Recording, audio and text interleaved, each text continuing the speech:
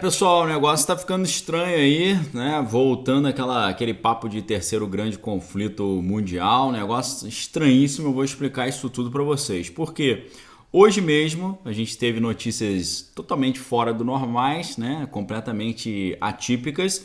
Tivemos aí a informação de que Kiev estaria lançando ofensivas contra Moscou, ali num local 40 quilômetros da borda entre os países, um negócio totalmente inusitado, assim, estranho, que soa muito uma operação de bandeira falsa. Então isso já muito estranho, parece que o Putin realmente está querendo escalar essa encrenca. Agora, o Putin tá dizendo que hoje mesmo ele pode interromper os suprimentos de gás para a Europa, se os europeus não pagarem por esse material, né, o petróleo e gás em rublo, que é a moeda local de Moscou. Estou falando hoje, né, início de abril aqui de 2022.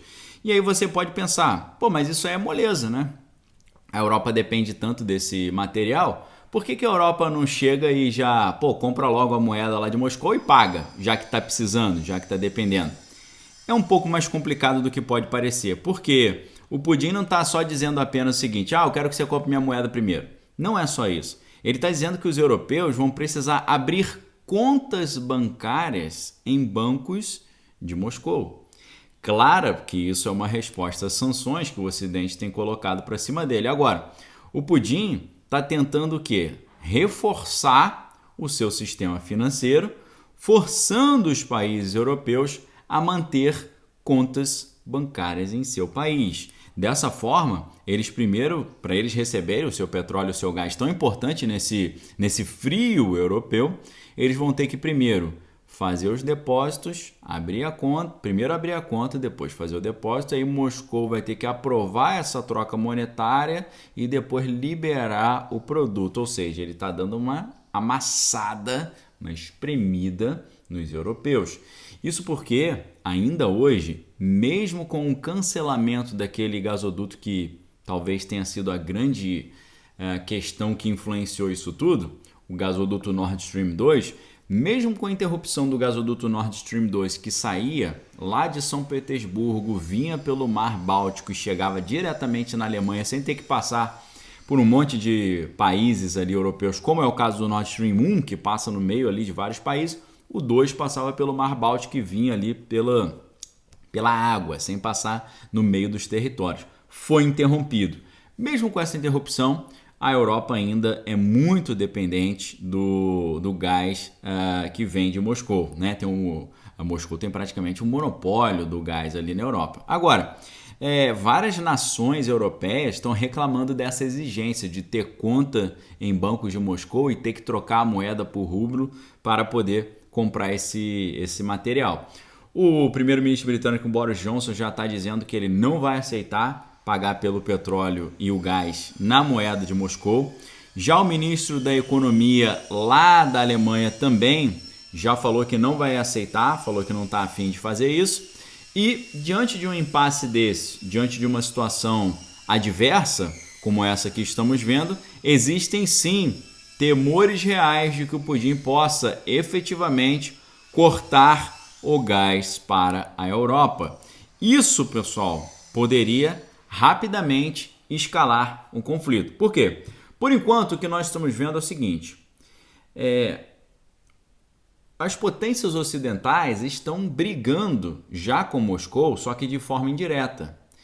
O que acontece? Moscou está com o seu efetivo dentro do país vizinho, mas os outros países da OTAN não estão com efetivo ali dentro. O que eles estão fazendo? Estão mandando equipamentos, estão mandando dinheiro, estão mandando apoio. Então a gente está vendo já uma encrenca entre Moscou e o Ocidente, só que usando ali uma espécie de conflito por procuração, né? A procuração que eles estão dando é para o pessoal lá de Kiev fazer essa briga por eles, usando os equipamentos, aeronaves e por aí vai, e treinamento e dinheiro que o Ocidente está mandando. Porém, se de repente Moscou para de mandar gás e petróleo para a Europa, aí pode ser que isso evolua para, em vez de um conflito por procuração, vire uma encrenca direta.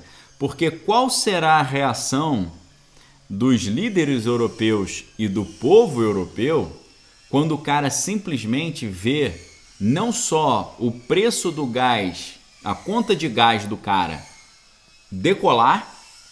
Hoje, por exemplo, no Reino Unido, a conta de gás está aumentando 50%. Tá? Só num dia, só hoje, 50% de aumento. Agora, se eles cortarem o fornecimento para a Europa, o preço vai lá em cima.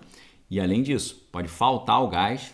Eles já estão falando em racionamento de gás e pode faltar também suprimentos de primeira necessidade, alimentos nas prateleiras. Sabemos que escassez de alimento é um negócio que já está todo mundo falando, já há muito tempo.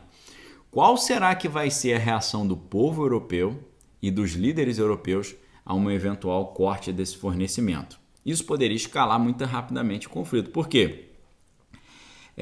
O povo, claro, ia reclamar muito. O povo iria para as ruas contestar, reclamar do seu governo, né? Como imagina, faltando gás, faltando alimento.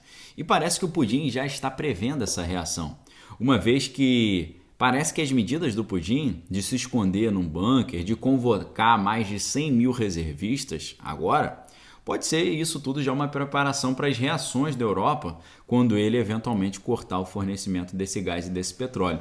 Isso poderia gerar uma grande mobilização social, uma instabilidade social nos diversos países da Europa, porque ao contrário do Putin, a maioria dos países europeus não coloca automaticamente no chilindró todo mundo que sai para a rua reclamando do governo.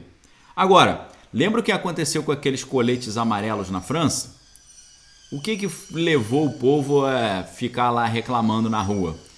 Elevaram o custo da gasolina alguns centavos. Elevaram só alguns centavos o custo da gasolina e as pessoas botaram seus coletes amarelos e foram para as ruas, ficaram lá durante 1 ano e meio reclamando. Agora eu te pergunto, o que ia acontecer se Moscou desligasse todo o fornecimento para a Europa?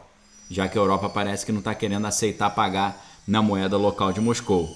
O custo de vida ia ficar caríssimo, os suprimentos poderiam faltar e certamente o povo iria se rebelar. Agora, enquanto isso tudo está acontecendo, não parece que o Putin está retirando seus homens lá de Kiev, conforme ele havia prometido e havia sido relatado pelos seus oficiais. Parece que, ao contrário, eles estão apenas se reabastecendo, reorganizando, se preparando para uma nova ofensiva, especialmente diante dessa também estranhíssima e preocupante informação de que ele já convocou 134.500 conscritos, ou seja, os reservistas. É claro que Moscou não está dizendo para essas pessoas que eles estão sendo chamados para serem enviados para Kiev. Primeiro que esse pessoal conscrito aí não tem tanto treinamento e poderia se render fácil caso tivesse ali no conflito efetivo lá em Kiev. E, na verdade, a preocupação que surge é, será que na realidade o Putin está convocando esses conscritos para defender o seu próprio país de uma eventual reação da OTAN e do Ocidente? Porque deixa eu perguntar uma coisa para você. Em geral, se chegassem para você e falassem, você está sendo convocado para ir lutar lá na Europa.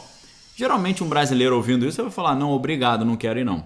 Agora, pessoal, se a gente está nas nossas casas, no nosso país, e está entrando um pessoal de fora querendo acabar conosco, com as nossas famílias, é claro que se o governo chegar e falar, meu irmão, toma um negócio aqui e se vira aí e se defende, você vai se defender, né? Você vai ter um incentivo, falar, agora é tudo ou nada, né? Vou ter que me defender. Então parece que esses conscritos não estão sendo convocados para ir lá para Kiev. Parece que os conscritos estão sendo convocados para proteger a sua própria nação, seu próprio país, de uma eventual reação da OTAN. E enquanto isso, a gente está vendo essa história do Putin fugir para o bunker nuclear, enquanto está escalando esse conflito com o resto da Europa. É inteiramente possível que Moscou esteja se preparando para um conflito internacional com essa convocação dos 134.500 reservistas. E o mais preocupante, principalmente para o Ocidente e para os americanos, é que enquanto Moscou está convocando mais 134.500 reservistas, os americanos estão reduzindo suas metas de recrutamento. Será que o cidadão americano vai querer se alistar voluntariamente no momento que está todo mundo falando sobre perigo de terceiro grande conflito global? De jeito nenhum. E o que é impressionante é que quando surgem crises financeiras nos Estados Unidos, aumentava o número de pessoas que queriam se alistar, porque era uma opção de emprego que o cara tinha. Só que mesmo com a situação financeira complicada, com a inflação alta, o desemprego nos Estados Unidos, o pessoal não está querendo se alistar. Olha que estranho isso. Mesmo com a crise financeira, os americanos têm um exército poderosíssimo, orçamento bélico gigantesco, marinha e força aérea das mais poderosas no planeta. Mas e as pessoas? Como é que está o moral? Como é que está o gás? Como é que está a motivação? As pessoas estão totalmente sem empolgação, sem moral. Por quê? Um governo fraco, um conflito cultural que minou a identidade cultural americana. E essa é uma das razões pelas quais as pessoas não querem se alistar voluntariamente. Como dizia Sun Tzu, a melhor maneira de você vencer um conflito é você retirar do seu oponente a vontade de lutar. E esse que parece ser o grande problema. Enquanto o Putin está fazendo uma propaganda muito forte de fortalecer o senso nacional do seu povo, parece que os americanos estão cada vez dizendo que ser americano não é legal e que não vale a pena você defender a sua própria nação. Aí fica um negócio complicado, né, pessoal? Eu pergunto para vocês, você acha que a gente vai ter uma escalada aí diante desse negócio do gás para um conflito generalizado na Europa e talvez mundial? Deixe sua opinião aqui nos comentários. Forte abraço, fique com Deus, examine todas as coisas e retém que é bom. Valeu!